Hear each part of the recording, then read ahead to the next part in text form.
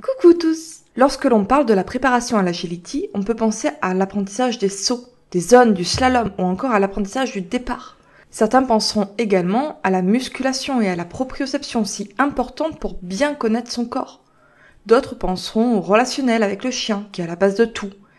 Mais une fois que tous ces points sont présents, est-ce qu'on est vraiment prêt pour la compétition?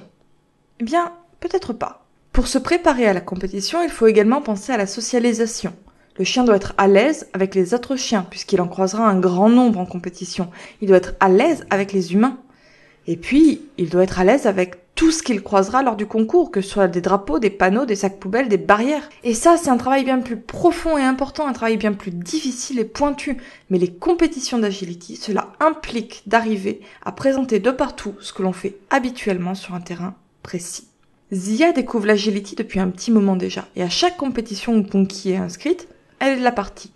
Il s'agit de l'habituer au terrain et surtout au fait de faire des trucs ensemble, sur des terrains variés. Être calme au milieu des autres et de l'excitation, c'est un gros travail. C'est aussi à ce moment-là que l'on décide de ses objectifs. Voulez-vous avoir un chien calme autour des terrains alors que d'autres chiens sont en train de passer? Si c'est le cas, il faudra le travailler réellement.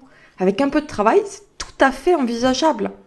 Et cela peut vraiment se faire avant de débuter les compétitions. Il est possible de venir en visiteur avec son propre chien et de faire le tour des tribunes ou de s'installer près du terrain. Alors autant en profiter pour récompenser le calme et pour travailler toutes les petites choses étranges que le chien pourrait croiser, que ce soit des caddies, une plaque d'égout ou n'importe quoi d'autre. La variété des terrains d'agility est assez immense. Nous trouvons des parcours installés au milieu d'expositions canines recouvrant des centaines de chiens.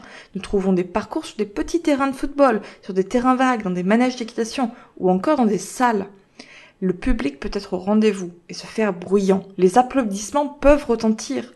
Les aboiements également.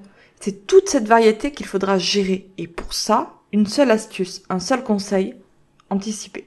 Votre chien ne peut pas faire un joli parcours si en plein milieu il s'inquiète d'un élément ou s'il prend peur. Il ne peut pas faire un joli parcours s'il décide d'aller voir un autre chien.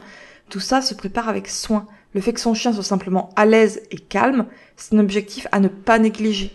Alors bonne préparation et bonne visite de concours.